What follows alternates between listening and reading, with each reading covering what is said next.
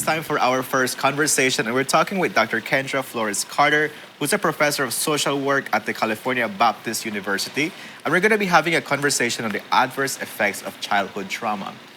Good morning, Professor Kendra Flores Carter. How are you feeling today? Hi, I'm good. How are you doing? We're great. We're excited for this conversation. We're thankful that you're making time for us. No, thank you for having me on the show.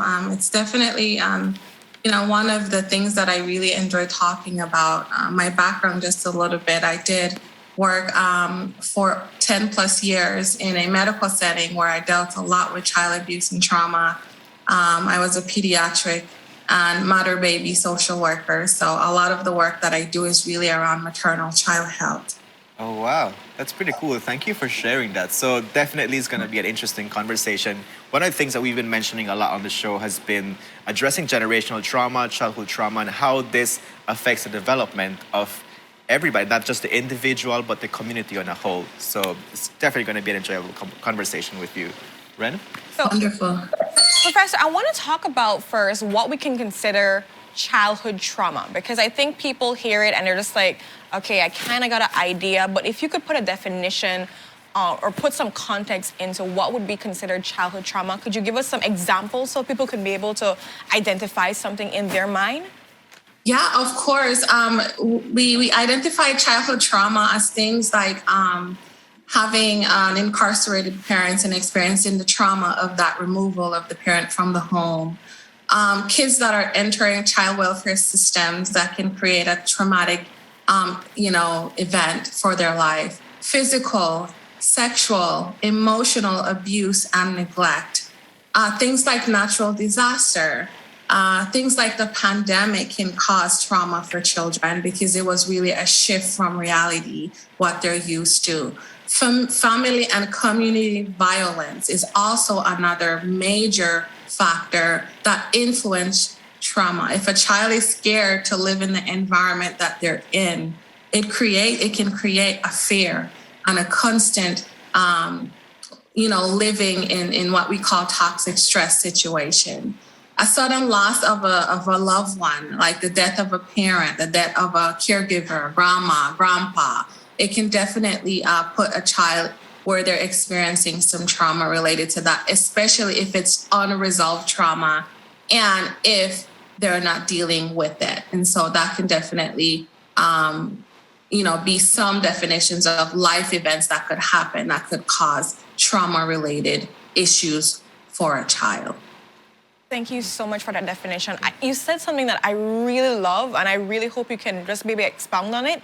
The idea of not dealing with that trauma, because a lot of the things you said just now, I'm sure many people in our society can say they've experienced at least one of these things. But they're probably thinking, you know what, I've gotten over this, I'm totally fine. I'll grow it out. I'll grow it out, I got past it. It doesn't even bother me. I don't even cry anymore when I hear his name or, it doesn't, I don't care. I could watch movies where I see people go in jail. They're just thinking that I am fine. So could we talk a little bit about the idea of people not dealing with their trauma? How does that really look when you don't deal with your trauma? Because I think people just think it's natural that we just get past things without necessarily getting help or addressing or reflecting on the struggles and the pain that have hurt us in the past. Yeah, well, a lot of the times trauma can definitely be suppressed or repressed, the childhood trauma that we've experienced.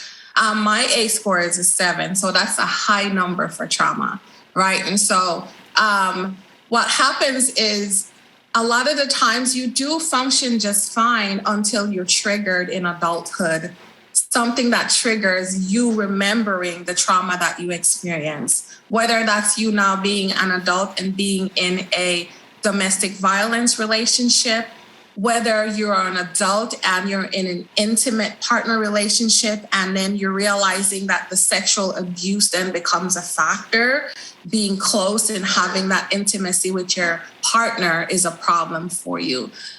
Whether you're in a situation and you're witnessing some sort of loss of another person, or your best friend might lose their mom and you lost your mom, that might trigger you to start to experience some side effect of that repressed memory, of that repressed trauma. So trauma unresolved over time can manifest itself in the things later on, like when you grow up and when you get bigger, it can definitely create this disconnect to where you are really not able to function. The daily things that you do is being affected. So when you're triggered in adulthood, it can really be significant enough to start to affect how you function. You can be doing just fine, but there can be one triggering event that puts you back to that childhood that you have forgotten for many, many years. And so it's definitely important that when children experience trauma, that we really try our best to make sure that we help them to resolve that. And that can be through having a counselor that they're talking to in the school system. That could be, a social worker that they meet with on a regular basis, or a counseling support. So trauma doesn't go away; it's just repressed. It's always going to be there, and you have to be triggered for you to actually realize and remember what had happened to you. So, Dr. Kendra, so you mentioned that there's many spaces where trauma can occur. And I believe that if there's one space that we can control or we can minimize the amount of trauma would be within the household, right? So, what are ways where the parents can create a safe space where they minimize childhood trauma? What are the things that they should be aware of to prevent trauma from occurring to children? Yeah, I think it's so important to understand your experiences as a child, as a parent, and how your experiences as a child influence your parenting. No matter how much we say we'll never turn into our parents, there are moments in all of our lives when we realize, oh my goodness, I am exactly like my parent.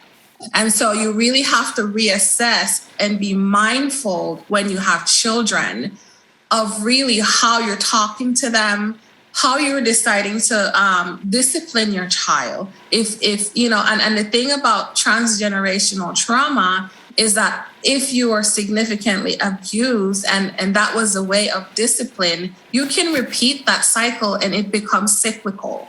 And when it's cyclical, it means that you're just doing the same thing that your parents did to you to now your children, which can definitely be a negative effect, and just repeat that transgenerational trauma.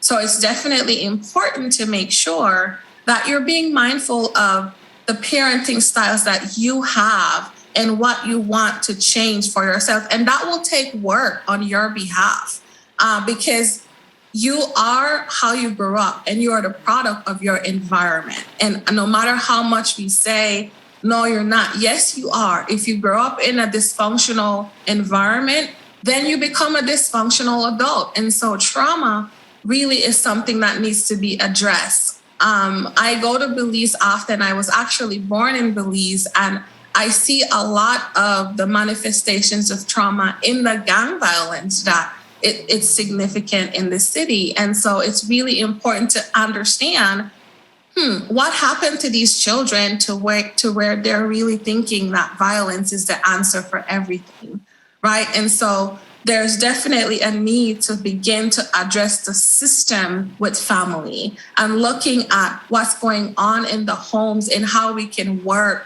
to shift that dialogue with families. Because if we don't work to do that, it will continue and it will probably get worse, because now these people are producing children that are seeing these types of behavior that's really going to grow up to be a duplicate version, or if not worse, of the parent that is currently raising them, who's very violent. And so it's definitely important to understand the implications of not addressing child abuse, childhood trauma, and neglect within our environments. Yeah, and as you're saying this, I'm reflecting that when a lot of people think parents, they would assume adults that are, really grown, like 25 or 30 years plus. But when we look at statistics for Belize, at least 25% of live births are born to teenage persons. So if you would look that a teenage person hasn't even developed themselves to say, I have evolved from my generational trauma, and now I have a child,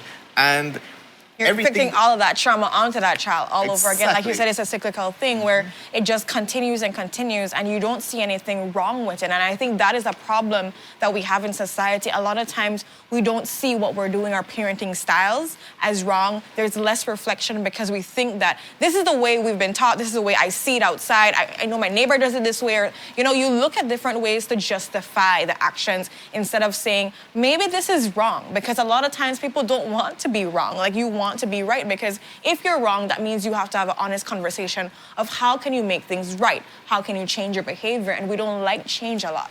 Right. So I am thinking, Dr. Kendra, and if you can help me out here, is that one of the things that we can reduce trauma in children is by strengthening the parent-child relationship. Right? Can you give us some guidance into how we can strengthen that? Yes, it is. Actually, I was going to say, just to go back to your previous point, I was going to say that our risk factor for child abuse is young parents. When parents are young, they're more likely to abuse their children because they don't know how to really parent well, because they're still learning themselves. And so that is a risk factor. Teenage parents are risk factors for child abuse and neglect. So, and then to come back to what you just asked me, a child needs that loving and caring parent. They need to have what we call resiliency. And the way that they build resiliency is really through having that trusted caregiver that they can go to really help them to understand themselves. And when you're in an abusive relationship, when you're in an abusive family, what happens is that you don't get the opportunity to have a safe space to really discuss some of the things that's going on, how your feelings are really not important when you live in an environment where your parents are constantly not listening, right? And so it's important for children to have that support. They need to develop what is called secure attachment. Okay. Children need secure attachment because that is important to their future development and really how they function as adults.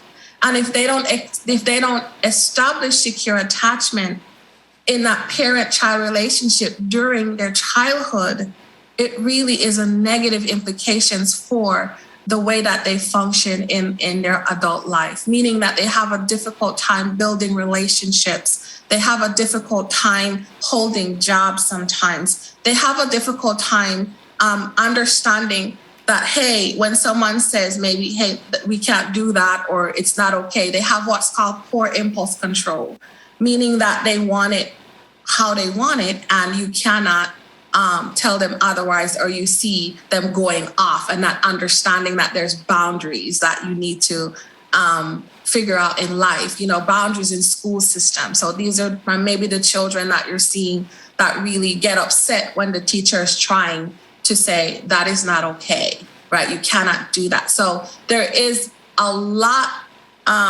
weighing on building relationships with caregiver because it really determines how you grow and really how you're able to interact and have that social dynamic when it comes to really being adults. You have to be social. And so they don't develop good social skills when they're not having that good relationship in childhood with parents. So I think that's the best way that I can explain it, is that if you have that good relationship, you're not learning how to become great people or how to become good adults. Dr. Kendra, yesterday we were having a great conversation about the need for community to pitch in and help out in the home. And the idea of, village raising a child. To be very honest, sometimes there's some households, parents don't necessarily will or have the liability, or they're not gonna get the idea that they need to change their behavior. And so that means there's more need for mentorship, and there's need for the community, for people that are teachers, for counselors, for all these people to pitch in, your neighbor, to offer that relationship that child needs with a caretaker, a caregiver.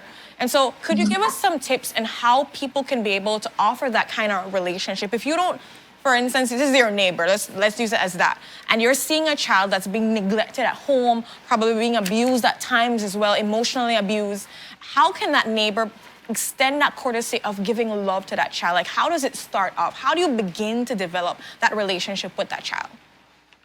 Yeah, I think that it's so important to understand that child abuse and trauma is a community issue.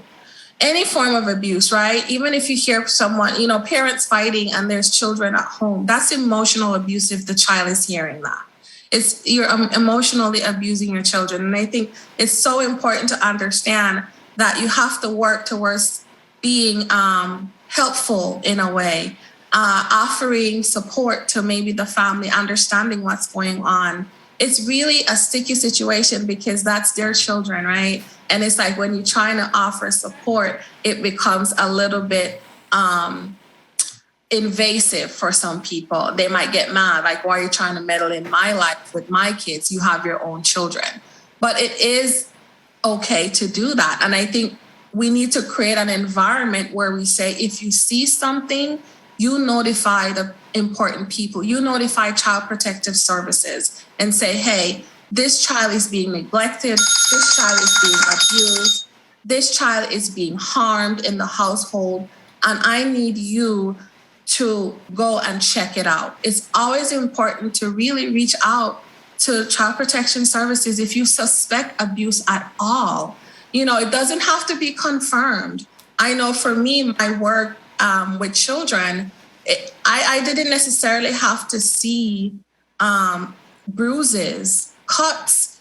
If I interviewed a family and I saw that there was an interaction that was really off, and this gut feeling that I got that something isn't right, I was reporting it and having Child Protection Services figure it out. We know as parents when something isn't right with a child. Right. Even at school with teachers, they know when a child is just not really, it's fearful. Kids are afraid to go home with their parents when it's time for them to go home. You don't see that loving parent-child relationship. You see a child come in with an unexplained bruise or an unexplained broken bone, and you have to say something. You have to speak up. And so to that neighbor, to that teacher, don't brush it off because it can get worse. And, it has negative implications for children. Children who are treated violently in childhood really grow up to really get more involved and more aggressive in things that could definitely be harmful for them, right? And so if you see something, say something. That's so right. If you see something, say something. Dr. Kendra, it's been an amazing conversation with you. We thank you so much for your time joining us and giving us this insight into what childhood trauma is, the different manifestations, and of course, how can we as a community, as parents, as siblings, provide that support to end the generational cycle, because it can end. And I think that's very important. It's about us doing we thank our part. you once more for joining us on the couch here in Sun Up on 7. So we wish you all the best to you and happy Easter. With that, thank you for having me. Happy Easter to Happy you guys Easter. too. Thank you so much for having me. All right. No problem. We're definitely going to have you back again for our next conversation because it needs to go on. We need to have these conversations. We need to be addressing childhood trauma. So looking forward to that. And when you're in Belize, let us know so you can be on the couch itself too as well. For sure. We can get you back here. And Bye. so Bye. Thank you. with that, we go to our next commercial break.